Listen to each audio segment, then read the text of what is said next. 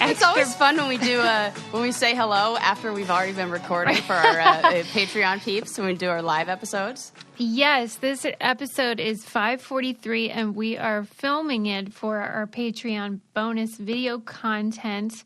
So you should join our patreon.com/braincandy, and you will see that I'm wearing Brain Candy merch. It's hard being a person sweatshirt. I freaking love it. I love it so much. Just got this, and I love the colors. So good. Do we have like different color options? I don't even know. Yeah. The maroon one looks really cute too, because like the color combo. Yeah, I'm a big fan. Yeah, I got the blue, and I really like it. And Sarah just saw it for the first time on a human being, and I think it's really great. Okay, how are you today? I'm doing real well. I got some good sleep last night. That was nice. Went to bed early. Tell them what you told me, though. Oh, my God. So this is how, like, I knew. I'm like, Sarah, you have got to put yourself to bed. So I was staying up, like, trying to just jam through my notes and everything for work. I wanted to get all of my work done before I go on this camping trip. And I started typing. And I must have, like, fallen asleep as I was typing. I'm going to pull it up because I have to. Yeah, you have to read it. I took a screenshot funny. because I was like, what the hell? I absolutely stopped writing about whatever I was writing about and totally started dictating whatever dream I was having in my mind. So I wrote, therapist connected feelings of isolation with him being in the mountains. That's the best. I love it. What the heck? Like, that's such gosh. I was like, that is so random. And it's such a salient example of the ways in which a human being code switches because, like, you began as a professional woman and then you became, like, my friend. And it's just so funny. That's the best. Yep. Yeah, and then I put an exclamation point at the end. And that's what caught my eye. Because then I looked up and I was like, wait a sec, why do I have a fucking exclamation point in a note? And then I read the line before and I was like, oh my God, why did I just talk about being in the mountains with someone? Like, that's I just weird. started dreaming. My brain, and I was like, oh, you got to go to bed, Sarah. You got to go to bed. But I guess I have this tendency to be kind of like freaked out by the human brain to begin with. Like, I'm always sort of like, our brains, play tricks on us, and even just like optical illusions sort of freak me out. And so when you have evidence of the way that your brain is like doing something like that, that's bizarre. Right. Totally just took over and was like, no, we're not doing that. We're writing out your dream that you're having right now. What do you think about like the practice of dream interpretation? And I don't mean just like for fun, because everybody loves it for fun, I think. But like, do you think there's any reliability in the, I can't hear practice? I can't hear you. What is happening? Talk again. Is there any reliability? There we go. What just happened? I couldn't. I Did you I fall don't know. asleep again? No, I didn't. I just like the line went dead. Do you think that there's any reliability in the act of dream interpretation, or is it just like a fun thing to do? I think as far as like reliability, I don't think that you can because we can't know for sure. But I do know that dreams are a way for your brain to reprocess information from the day. And sometimes if there are things that you need to work through and things you need to work out, those will kind of be represented in your dreams. But it's not precise, it's not like, if anything, I think the overall feeling that you're left with is something that can help kind of guide you to maybe what needs to be done. When you wake up and you have that feeling of anxiety of like, oh my God, I often have dreams that I feel like are telling me, or like sending a little more of a message when there's something that I'm not communicating. That's when I have dreams that are telling me like, because it's like your subconscious trying to get information out and we're not listening. We just bought at Crate and Barrel. They have this section of like gifts we love, and they're just real cute, like fun things that you can buy for people. And Lincoln spotted they have like flashcards for dream decoding, and so he was all into it. So every morning now when he wakes up, he decodes his dream according to these cards. And they speak with... Oh my gosh, I love this about him. I do too. Which I guess makes sense that, you start to examine your interior life at probably like that prepubescent age when you're like, oh, I'm a real person and like I have thoughts. But still... I think the cards are very fun and interesting, but like they speak with such authority. It's almost like how people do about religion, where it's like, how do you know? But they act like they know, and it's very convincing. Right. I think it's like anything. You've got to take, with like astrology and numerology and dream interpretation, you just got to like use it as, I don't know, like a... information maybe, but not like a I don't know, prescription or yeah. I don't know what the right way to say it's it thought provoking if nothing else. I think it's just your like another dream, tool. I think it's another tool. Your dream meant that you want to be with a mountain man. Obviously. And it's the best. That didn't take any dream interpreter to figure out. Yeah. I was like, it's the best! Exclamation point. I love it's very literal. You don't have to like decode anything. Right. You don't. Like, that's exactly what I was thinking. It's so funny. And none of that in the beginning of the sentence had anything to do with the client I was working with too, where I'm like, isolate? What the hell is that? What are you writing about, Sarah? I enjoy that.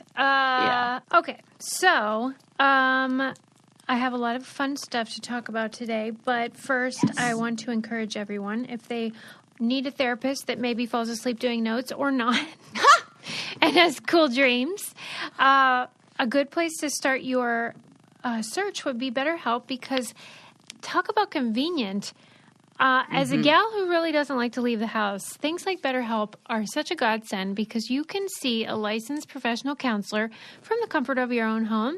You can contact them with your computer or your tablet or phone, and they offer all those traditional services and licensed counselors that specialize in all kinds of things like depression and self-esteem and grief and relationships and anxiety. Being a person stuff. Yeah, human problems. Human shit. And it's such a great option, especially if you're intimidated by going into the office, or maybe you're very busy and don't have a lot of time. Yeah. So this is a great way for you to get the help that you need. We want you to start living a happier life today. As a listener, you get 10% off your first month by visiting BetterHelp.com/braincandy. Join over 1 million people taking charge of their mental health.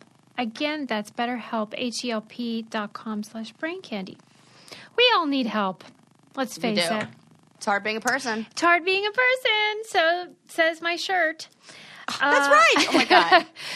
Okay, so the first thing I want to begin with, just to get off on the angry foot. Oh, right. Is nothing I love more than that. Something I love is that the New York Times seems to be doing a lot more documentary short films, which are really fun. I love all documentaries, but short ones are great for like if you don't have a bunch of time.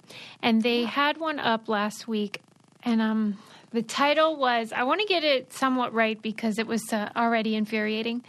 It was no. Yeah, it was like she made a huge discovery in astronomy.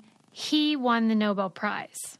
Oh, yeah. Right? We're mad so, at that. This kind of thing I'm sure still happens, but it was especially common back when, women were, not even really welcome in universities or in academia. Right. And so this lady, she was Scottish. Jocelyn Bell's her name. And she is a badass bitch who loved astrophysics and decided to study it. And she was getting her PhD at Cambridge when they use these things that look like, I don't know, like a lie detector test. What do you call those graphs that make the little things. Yes. And that's how whatever they're called. Yeah, whatever they're called. And they... Seismograph. Yes, maybe. And they notice anomalies and patterns in the world through sound waves and such. I think I might be right with that term, but we'll see. Sounds right. And she noticed some weirdness and decided that she felt like it was a pulsar, which is like a star that used to exist that sort of like exploded right when it was about to die, and then it leaves this remnant that you can track. That's so cool. And she told her colleagues, by the way, she was the only woman in her class, of course. And when she was at a different university, when a woman would walk in the room, the men would like smack their tables and like hoot and holler. Like she had to deal with all kinds of garbage, obviously. God, annoying. And so anyway, she told her colleagues, hey, I think there's something cooking here. And they were like, what? I don't know. It's probably, they like dismissed it as like, this is just a mistake. But then she persisted and convinced them, and she was right. And it was a major astrophysical discovery. And another thing that I want to note about her is that part of the reason why her family was so supportive of her is that they were Quakers.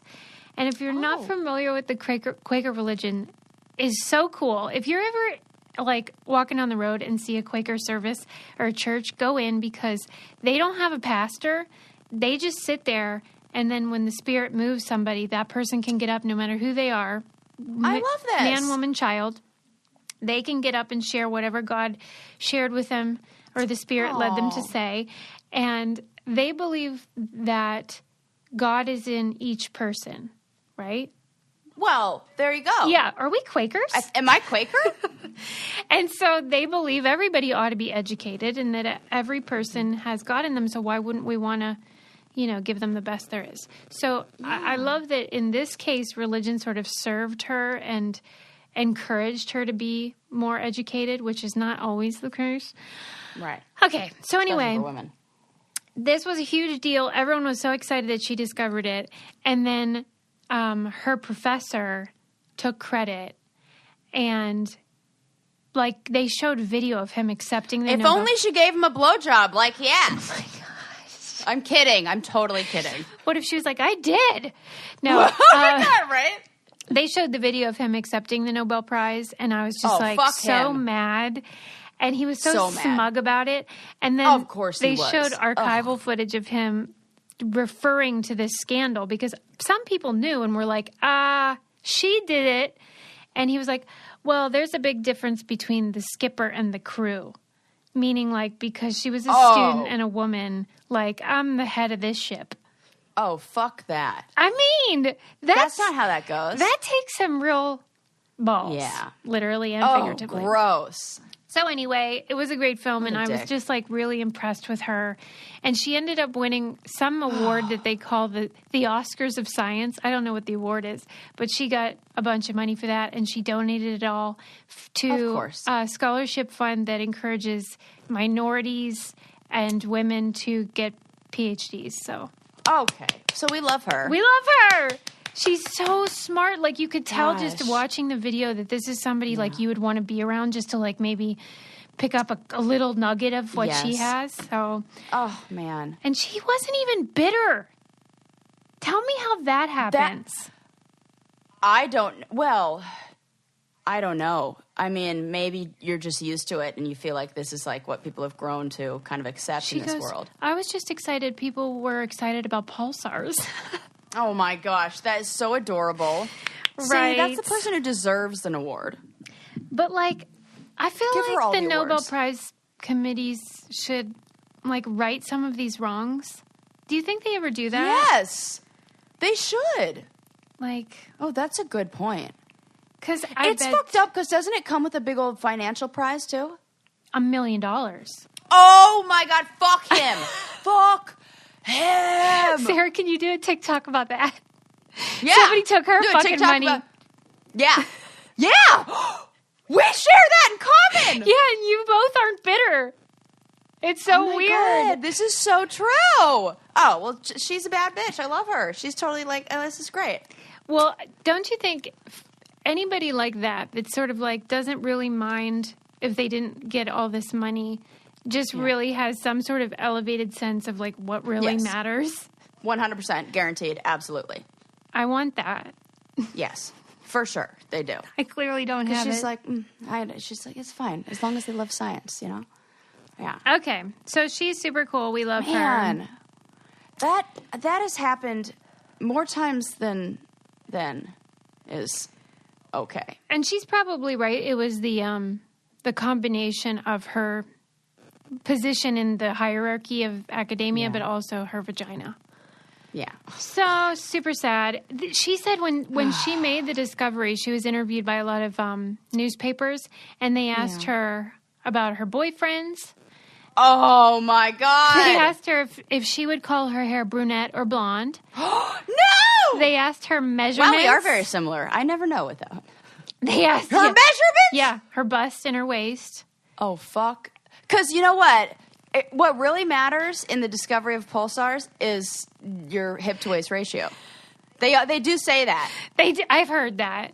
I've heard that. And like when the photographers asked off. to take a picture for the articles, they asked her to unbutton some of her buttons. No! Yes! I hate everything. I hate everything. I hate everything. Everything is awful. Oh my God. No, I just hate the patriarchy. Well, I hate that it doesn't feel like it's improving to me. No, it doesn't. It doesn't, because we saw it all with the fucking Olympics. It's so stupid that you get in trouble if you're not wearing... if you're covering up too much, you get fined. But then we're sending the message to girls at school that you get expelled if you show your shoulders. Yeah. Fuck off. Damned everybody. if you do, damned if you don't. Like, it just... Stop policing us. We should just all stop wearing clothes. Can we do that? Yeah, I'm fine with that. I should just take this off, right? By the way, I was asking Sarah before we started recording how her tattoo is healing. Is it looking good? Ship shape? It looks so good. It looks fabulous. It's, I keep it well, lotioned up. I got my little Aquaphor and I just rub that on it. And it's great. It's all healed now. Yeah, it's all good to go. Well, I love it. You sent me pictures. It was so pretty. And we put up pictures on Patreon as well and a video of Sarah seeing it for the first time because like a lunatic, she didn't even know what she was getting. I know. Like I have diarrhea just thinking about that. Well, I knew what his work looked like, and I fully trusted him. And well, that's a good point. I knew it was going to be perfect. Yeah. So. Well, if you do plan on getting naked, whether you're fighting the patriarchy or otherwise, I would recommend that you try listening to some sexy stories on Dipsy. Yes. This there you go. Is a great... That's female friendly. It is female friendly, and that's part of why we love it, because I remember my ex-husband used to do this joke about how there needs to be more porn with family values. Like, oh my God. Well, because there is always this question of like, is someone being exploited here, or are they in love, and or whatever? Does he respect her? And so, in this way, Dipsy is so handy because you can put into this kind of quiz thing what you are into, what inspires you to feel a certain way, and what makes you feel romantic or horned up, whatever the heck. And then they will suggest stories. Maybe you even want something soothing to go to sleep, to have sweet, sweet dreams, whatever. I just love that it's a great platform for people who want to feel like all wound up, but don't want to feel icky. Mm-hmm. For listeners of the show, Dipsy's offering an extended 30-day free trial when you go to dipsystories.com/braincandy. That's 30 days of full access for free when you go to dipseastories.com/braincandy, dipsystories.com/braincandy. Speaking of Quakers, there's something you don't hear every day. I also saw this video on, I think it was on NPR Instagram, and it was about how Quakers invented price tags. What? Well, thank you, Quakers. And it fits in with what I was saying earlier, that it used to be the case that no matter what, there was haggling. And if you were wealthy, you might say, I don't want to haggle. Whatever you want, I'll pay. But if you had more of a budget, then you had to spend all this time like haggling. Mm-hmm. And it was a pain in the butt for the consumer, but also for the retailers who, they would have to train their clerks on like, here's how much this cost, here's how really much hard to do. And so Quakers were like, this is stupid. Everyone's equal, so everyone should pay the same price. Like, it sounds so obvious. Yeah. But that is something that changed everything about buying things in the whole world. That's interesting. Who knew? Susie did. No, I didn't. I was just like, it didn't even occur to me that price tags had to be invented. Right. Isn't that crazy when you think that there was a time where like that's a thing that they had to decide to do. Right. It wasn't like that before. Wow. Yeah, like set pricing. That is so interesting. But I wonder when that was, though, because like I remember watching Little House on the Prairie. It seemed like, when they went to the general store, they all paid the same amount for like... I don't know. I wonder if that's historically accurate. I do wonder that, too. Yeah, I don't know if... I think they left out a few things in the old Little House series. I could see that being how people did it. That makes sense. That they would haggle and like sort of... Yes, totally. That just seems like a lot of work. Oh, I love it, though. Do you like it for car buying? Because it's stressful. I don't like it for... I mean, yeah... I like it for everything, but I have, I've been definitely taken advantage of in the car buying situation. But at the same time, there were things, and the last time I bought a car, I was buying it with my ex-husband, and like he was there with me and doing like the negotiating. But then when we were getting to signing the contract, there were multiple things that they were trying to sneak in there that I found. And I was like, why are you doing that? We don't need that kind of like air and like nitrous in the tire, like whatever. They were like adding a bunch of stuff onto it of like, oh, it'll be an extra. And I was like, what? Hang on a sec. And so we left and he was like, oh my God, I would have never noticed those things if you didn't. So I'm really good at noticing if somebody's trying to like take me for more. Yeah, like, get one over on you. Yeah. Like, oh no. I know what we're doing here, buddy. Do you think that most car salespeople prefer that dance, or do you think they would be happy? No, I don't think anybody wants to do that. Really? I don't think so. Because for something that's that big of a price tag, like, I don't know. I wish they would just say, here's how much it is, and then you just give it to them. Right. The only thing is, like, though, I get it. If it's, like, getting towards the end of the year and you got new stuff coming in, give to a cut sale. Me a deal. Do a sale like every other store. Right. Yeah, just do that. God damn it. Like mattress stores. Wait, that's what they do? I don't know. I feel like they do. Mattress stores? Yeah, they're always like having sales. Oh, right. Okay. Yeah, by the way, the first company to do that price tag thing was Macy's, because Macy was a Quaker. Oh my gosh, Suze. I forgot to tell you. Look at this. What information do you have on bakers and candlestick makers? Oh my God. That reminds me, actually, Sarah, that I love this. We keep getting tons of messages, which I am so in love with, from people telling me why their last name does fit them. Yes, I'm getting messages about that too. It's amazing. We have a brainiac with the last name Perfect. Oh my gosh. That's her name. And I go, what ethnicity is that even? Because I was like, is that French? It seems like the French would do shit like that. Be like, perfect. But she said just English, so. Wow. Her last perfect. But like that'd be a hard one to live up to. One gal's last name was Carter. And she was talking about, it meant someone who transports goods, because you're carting it from one place to another. And she was describing how that applied to her. I think, there is a bit of like, I'm only hearing from people for whom this applies. Like all the people that have just names that they don't see a connection. But I think there's it's just fun. It is fun. And I think you're right on. You totally are. Thank you, Sarah. Yeah. Okay. Next thing I want to talk about. Let me pull up my notes here. Oh, I wanted to follow up on, I finished the Mike Tyson series. Oh. And I any more pigeons? Lots of pigeon talk. Lots of pigeons. But I forgot to tell you that they included in the interviews his therapist. Oh. And her name, she's famous, I think. Her name is Mary Murphy. She wrote some book about something. But anyway, she said she had permission to share these insights with the filmmakers. Yeah. And I just loved that because, I mean, that really adds something to it. Yeah. And, like, she basically sort of charted his progress over the years. And in the end, that series was very inspiring because he went from, as we talked about before, like this wife-beating rapist who seemed almost not fully human because he was so aggressive in so many ways.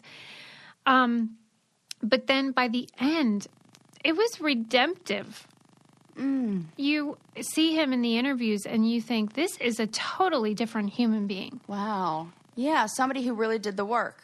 You remember when his daughter died at 4 years old? He had a daughter. No. She got twisted up in a treadmill cord. Oh! You know, the safety cord? Yeah. Oh, my God. And I think that was a turning point for him. Oh, my God. Oh, my God. Oh, my God. That is just so, it's so sad. It's gut-wrenching. It really Even is. just the thought of that. Yeah. And it, like, made him realize he needed to be present and be there for his family. And, like, and now he says, I could almost cry, actually.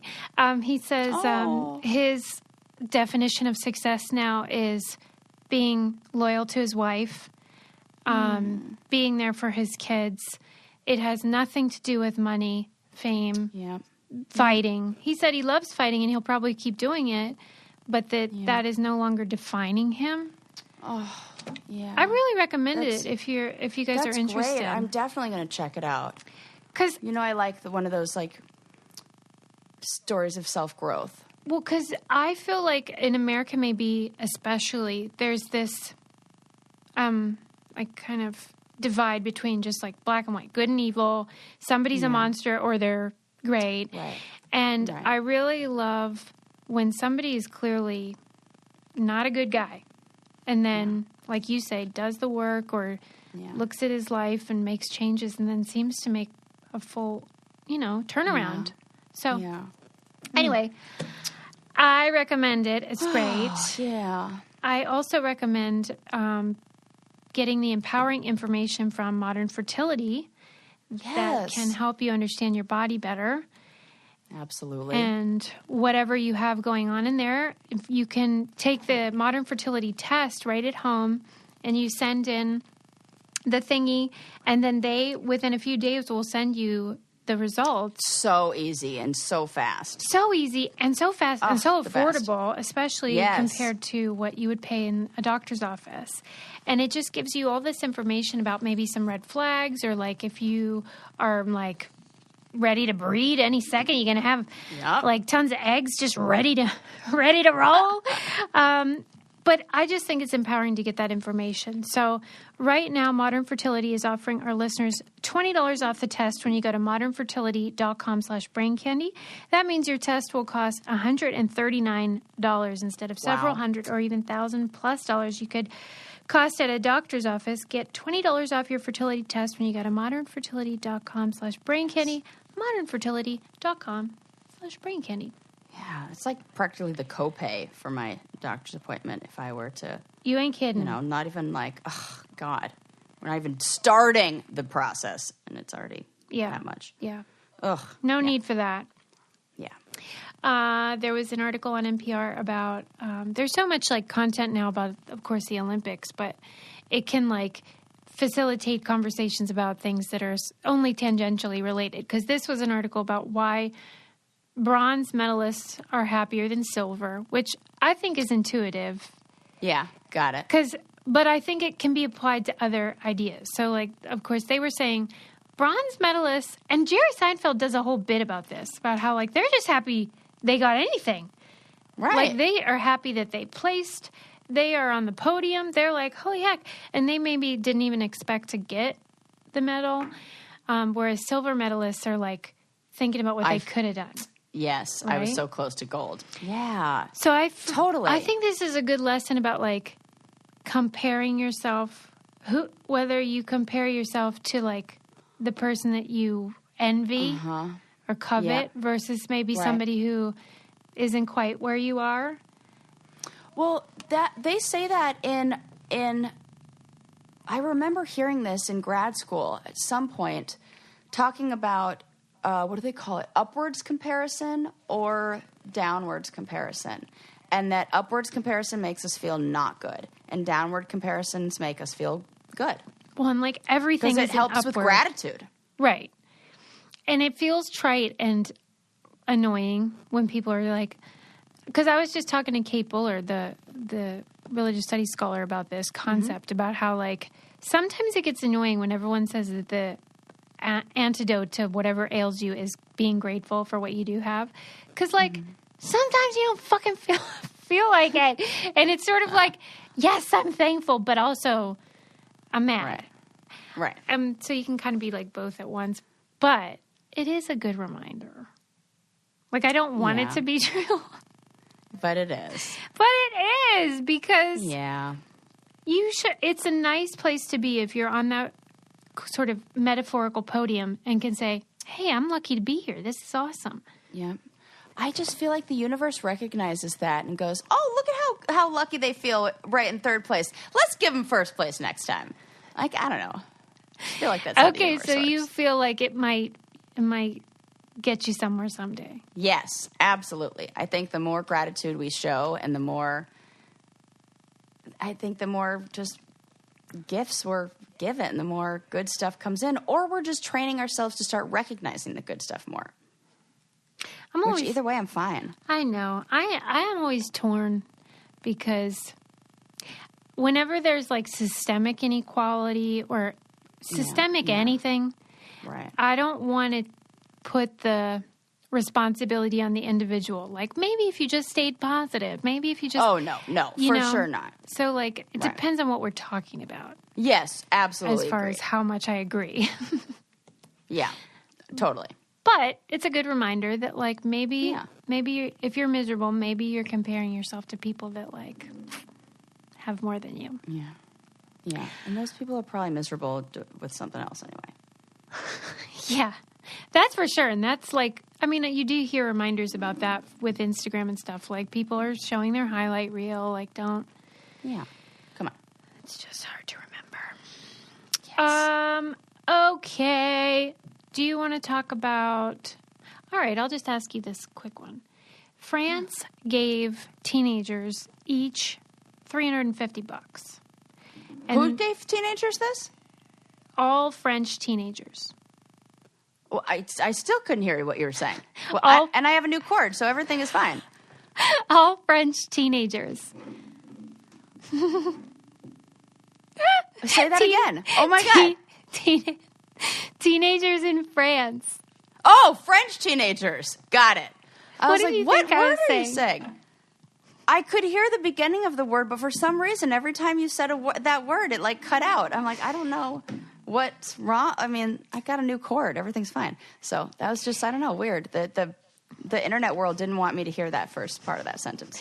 It's probably like the French, because apparently they decided to give every teenager $350 to encourage That's them. a dumb idea. Why? Because half of them are going to spend on something stupid like Pokemon cards. I hate when you're right. Like, before I've even told you the whole story, you still get it right. I'm like, that's guaranteed. They spend it on dumb shit because they're teenagers. What teenager has ever spent money on, like the right shit? None. So their idea was they wanted to encourage teenagers to indulge in culture. They felt like they were just no longer engaging in like high art and like, whatever the fancy people deem as worthy. Oh my God. France, come on. They really thought that this is what's going to get the kids back to the museums.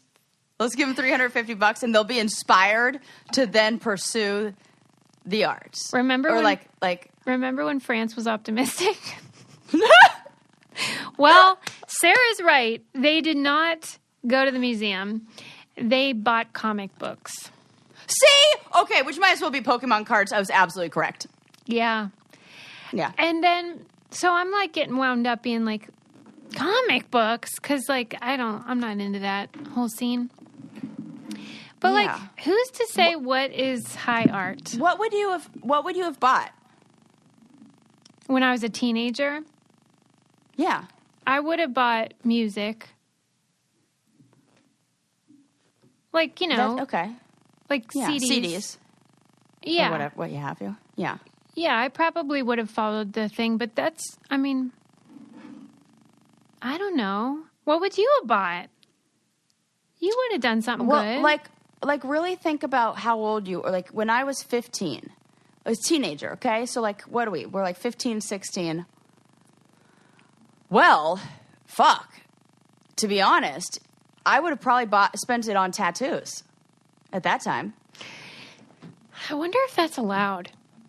There are rules. They make you... How are they going to enforce this? There's like an app, and you buy the things through the app. Okay. Oh. Yeah, music probably would have been what I... But at the time, I was also really into like makeup and that shit. I would have probably done that. Well, Sarah, but you were an artist, so maybe you would have bought supplies. You're right. Actually, you're right. And I was into paint. I was doing a lot of that stuff then. Maybe I would have been exactly who France wants to be. Yeah. Are we French? Like, give her all the money. In fact, double what she gets. Give her $700. We're French Quakers, and we had no idea. Yes. I don't know. I kind of... What's going on here? What? That is so weird. I just got this weird Zoom alert that said it was signing me out. Fuck you, France. I swear. There's something weird going on in the technology with the technology today. There's definitely something up. And Mercury's not going into retrograde for like another few weeks. So like everything better chill. Let me ask you this. Let's say that this was the agenda, that you wanted to inspire young people to appreciate more traditional forms of art, classical music, the museum, whatever. What would you do to encourage that? Oh, I would absolutely turn it into a like an Instagram challenge. Like I would do something like that where it was like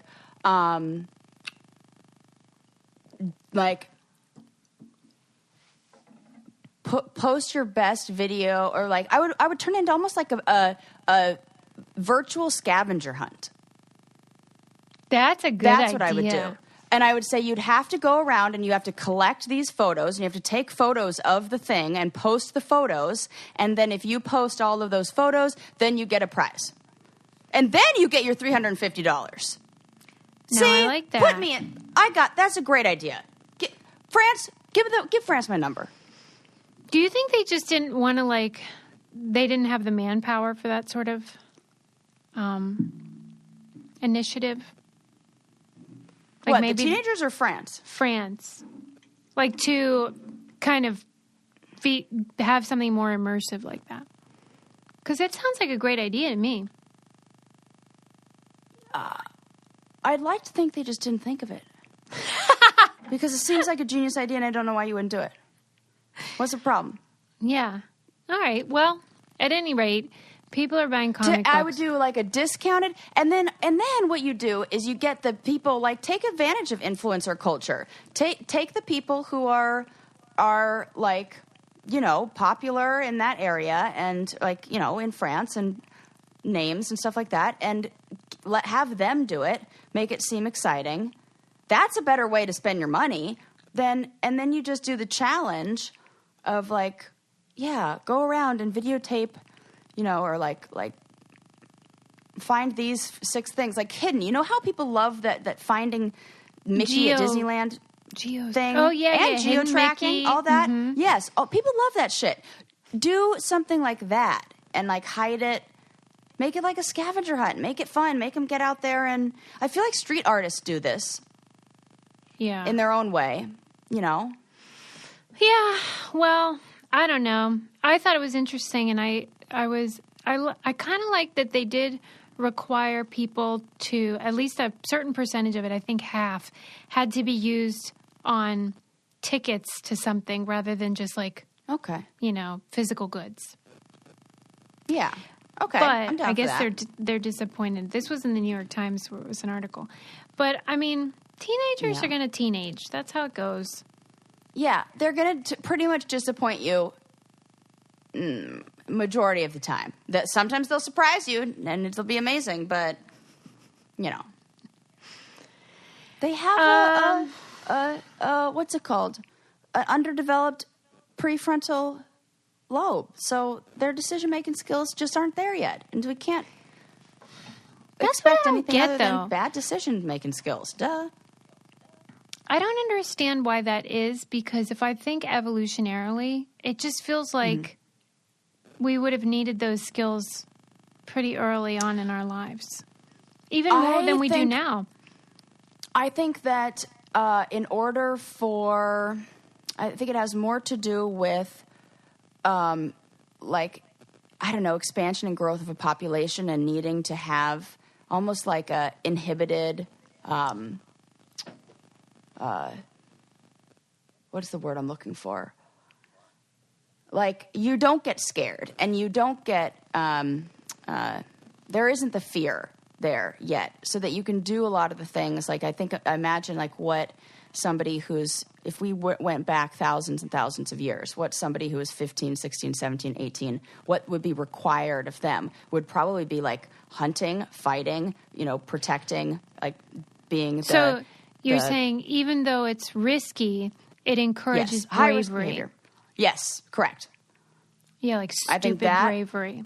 Yeah, I think that. And then also maybe even biologically, like, gets you maybe doing it with people you shouldn't be doing it with. That I can see. I mean, let's just, like, that's what it is. Everything comes down to, like, protection and reproduction and, like, the survival of the species. So we have to, like, kind of look at it in those. But this is, again, Sarah's got a theory. What the hell do I know? No, I think you're onto something because remember when I used to take Klonopin, which is like an anti-anxiety? I was prescribed it for restless leg syndrome, which was probably irresponsible because it's like highly addictive. But I remember that the side effects included high-risk sexual behavior and compulsive gambling. Specifically, it said that on there. High-risk sexual behavior and compulsive gambling. Oh, my God.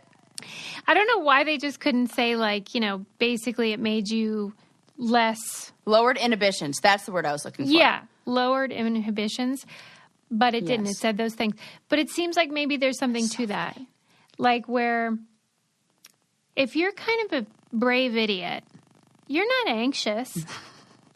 So right, not at all. I can see how these all, like, go together. Yes, they connect and it makes it, and it works, and it's like, oh, yeah, that's not bad. Yes, for sure. I don't know. I just feel like that's a huge problem. Because even when you think about when teenagers use pot, it's not great. Yeah. Like, people should wait till they're older. Don't do that. Definitely don't do that. Yeah. That's a real bummer. Yeah, but, like, they don't need to be smoking weed anyway. What do you got? What are you stressed out about? What do you need to think deeply about? No. Like, you're not chill enough. No, yeah. You go do you just be teenagers. They're fine. It's people in their 30s and 40s who need the weed. Maybe 60s, 70s, 80s too. Moving on. I read an article in Smithsonian Magazine about, like, whatever happened to the PB&J. Because I guess, like, PB&J is, like, no longer the hot What do you mean, sandwich. whatever happened to PB&J? It's still going strong at the old Rice House over here. When's the last time you had a PB&J? Literally 2 days ago. But it's not peanut butter. Now it's almond butter. But that's only because I need more protein. But usually it's peanut butter. I love me a peanut butter and jelly. Well, peanut butter and jelly, that works too. I mean, I even have like techniques for how to do this. What are they?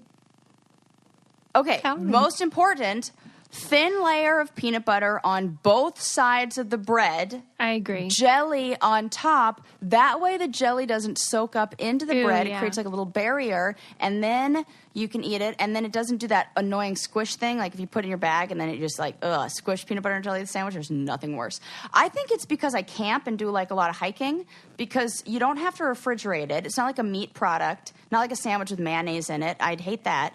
So I think it's because of camping and hiking that I am a big fan of PB&J. I get it for hiking, but I cannot imagine like whipping one of those up in my house and being like, delicious. I did the other night. Well, because I usually don't have like a loaf of bread. I rarely buy like a loaf of bread, and because I make my bread thanks to you and the bread maker and everything. Yeah. But I did. I bought a loaf of bread because I wanted to make grilled cheese sandwiches, as I spoke about previously, and wasted a bunch of bread in my attempts to make it. That went south. Yeah. So after I was like, oh man, you gotta like, maybe mix it up. And then I found out that there was like 0 protein in cashew cheese. Like there's really like nothing in it. So I was like, oh shit, I gotta get some like protein and good I stuff. didn't know so that. I needed some almond butter and some peanut butter and stuff like that. So Okay, but when you were done eating it, were you like, that was great? yeah, I sure was. And the only thing I was missing was like a glass of milk, because I really love a glass of milk with it, but I'm like not eating dairy, so I didn't have the milk. So, and almond milk it doesn't do the same. Well, bad news is like the rest of us kind of have quit PB&J, Sarah. So you're like holding on by yourself, because this article was it was describing how when PB&J was first created, it was a fancy finger sandwich, and they would serve it at still is a fancy finger sandwich in my house. They would serve it at like cocktail parties, and they would use peanut paste, whatever the fuck that is. Yeah, that sounds terrible. Jam.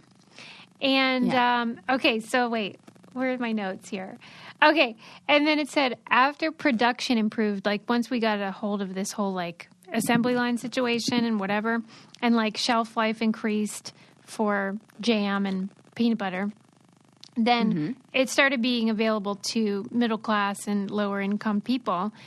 And it also became a solution, of course, to school lunch problems. As you pointed out, it does not need to be refrigerated. It's easy to transport.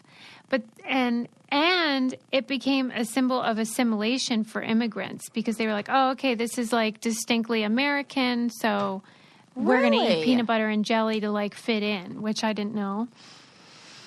But then everything went south when we had the old allergies problem, and you really can't even pack peanuts. That's it. That makes sense. Oh my God, how sad! A bunch of kids don't even get peanut butter and jelly in their lunch. And why couldn't everybody be allergic to tuna fish?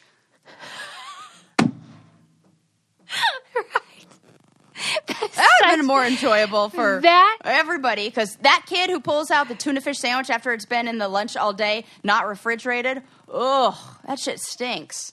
Nobody wants to sit next to that kid. You are so right. We are screwed. Like, we have to give up our peanut butter and jelly, and that bozo can still pack his disgusting tuna sandwich. I don't know anyone that ever brought one, but I have seen them on airplanes. Yeah. I do love tuna sandwiches. Like, I really love them, but as soon as they get warm, my head just is like, my mind is like, girl, don't eat that. God, I love Sarah. It's stupid. I don't know anyone like you. Was it on the air that you said Cockdick Johnson? Cockdick Johnson. Oh, yes, that sure was. I can't even tell you how much joy that has given me for days. And I really wanted like what I aim for is just bringing Susie joy. That's but all I want. I need the answers. Like, when you do that, I think, how did that happen? Like, how did her brain do that so fast? Where I just said his name was C. Richard Johnson. I feel like it writes itself. I mean, it just makes sense that would be the next one. That it starts with a C. You're looking for a C name, Dick related. I It's wish that obvious. you could have seen me telling Adam that story.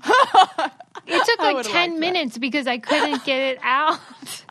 And then it probably wasn't even that funny to him by the time I got it out because it took so long or whatever. But anyway, Sarah's hilarious. That's all I know. God, you guys are funny. That makes me laugh. I do what I can. Well, and I think I'm only like this because of you. I was having this thought the other day. I was thinking about the tattoo episode, and I listened to it, and I'm like, oh man, it was so good. And even like the hilarious part that we were talking about the Nub Club afterwards and about everything. It was just a really funny episode. And I was like, man, I am so lucky to have a co-host who knows how to ask the right questions, who can hold that space for me to just talk for like ever, and then and just like say all the right things to get me, thinking about things different. So like we're a good team. Crucial to this. I'm like not funny, regular probably. I just am funny around you. Okay, well I'm thankful because it is so great. Okay, last thing before we wind it down. I want to know what you think of this. Yes, already. That flew by. Well, because you guys don't know this, but we did have some technical problems. So we had to do this in 2 parts, and it always then makes it seem like it's shorter. That's true. That's true. Okay, so this... Oh, right. This was a statistic. Okay, I forget even where I read this. 85% of insects... male insects have homosexual sex. Oh, well, okay, great. Good for them. Okay, yeah, right. And so I was like, yeah, whatever. I don't really care. What bothered me... Insect sex is interesting, too. Ew, why? Oh, it's one of the most... I was reading something the other day that said, like, if, like, insect sex is the weirdest... They're doing a bunch of weird shit. And, like, yeah, I don't know. Like, what do you think they do? Well, just, like... Some of them, like, eat each other. You mean, like, and murders involved? Yeah, like, not what we do, Yeah, you're right. And, like, the parts and, like, where they're connecting, sometimes, like, butt to butt. It's, like, looks funny. Yeah, you're right. Okay. What bothered me, though, was the scientists think that it's accidental. That...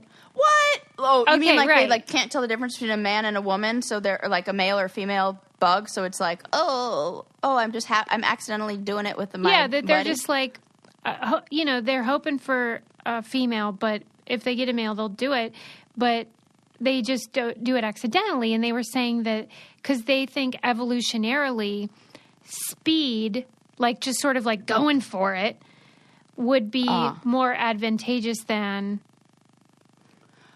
Part of me thinks, what about practice?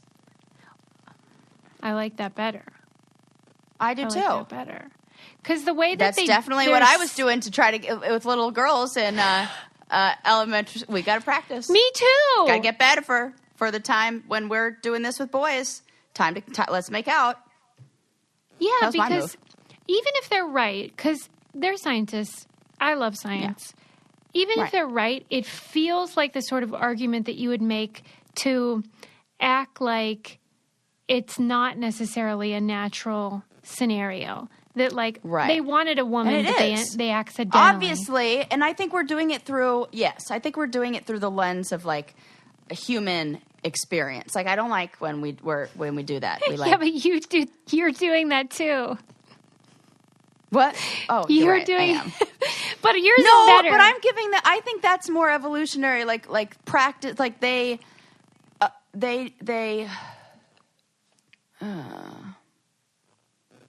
don't know. I don't know either, but I like yours better, so I'm going to go with that. Yeah. They think it's just an accident that they're just like. I'm just gonna like. Yeah, because they say that over here, a little over here. Like, hesitation is worse for the species than accidental sex. So they're thinking evolutionarily that this is just better for the species than to think they're gay. I don't know. Like, I don't think the bugs are like, ooh, I'm attracted to male bugs. Because I think with bugs, it's a little more. Well, fucking A, I don't know. We got to ask a bug. Yeah. I'm always like, I don't want anyone to use this as some sort of defense against, or defense of homophobia or Right. Oh, whatever. yeah. No, that's silly. Like, ever since I watched what is it? The octopus. What's the octopus one? My Octopus Teacher? Yes. Ever since I watched My Octopus Teacher, I thought about intelligence and how we define intelligence, all of that kind of stuff. And, we tend to see the world and judge things through with this human rubric and see the world through this human lens because we can't help it. But there's a lot going on, and they were around way before us, those bugs. They're doing it right. We're fucking it up. They still have their environment. They got it all. It's all symbiotic, and everybody's worked it out, and this plant helps this bug, and this bug then delivers whatever back to the plant, and then it helps this it's all a perfect system. Yeah. And then we came in and we're like, we know, and then we fucked it all up. So I agree. Don't listen to us. Listen to the bugs. Yeah, and if they want to do it with 85%. Man, I don't just get out there and you go have your little gay bug sex. Let's wind it down. Yeah. Sarah had a dream in which she thought a mountain man was the best. So funny. And now Lincoln's into dream interpretation, which I encourage. Yes, I can't hear. I can't wait to hear what he is dreaming about. I think you need to tell us in the next episode. Okay, yeah. And then we heard about a badass bitch. We learned so much about Quakers. Accidentally. I love it. Yes, we did. This badass bitch. Oh, she's so cool. She should be getting all that money. She's super cool. But she wouldn't even care if she did. She's a good example of how to be a better person. Yep. Bronze winners are happier than silver. Yeah. And so good for them. Be happy. Yeah, try to be happy and do what do you call it? Downward comparison. Downward comparison. Mike Tyson, out of nowhere, is becoming a decent person. We're pretty happy about Susie's that. all of a sudden into sports. Right? That was a shock. Equally shocking, both of those outcomes. Yeah. France, we have questions. Yeah. Call me. I got ideas for you. Sarah has a scavenger hunt whipped up. Yeah. We'll work it out. And apparently, Sarah loves PB&J. I didn't know. Mm-hmm. But the rest of the country has moved on. Don't put it in your lunchbox. Pack tuna fish instead. And don't forget, you can check out the sweatshirt I'm wearing or all of our other merch on our website. I love it. We get so excited every time you guys buy anything. Yes, when you take pictures of it and we see you in your cute pics. I love it. And if you want to watch the video version of this, go to patreon.com/braincandy, and we will see you next time. Bye, everybody. Bye.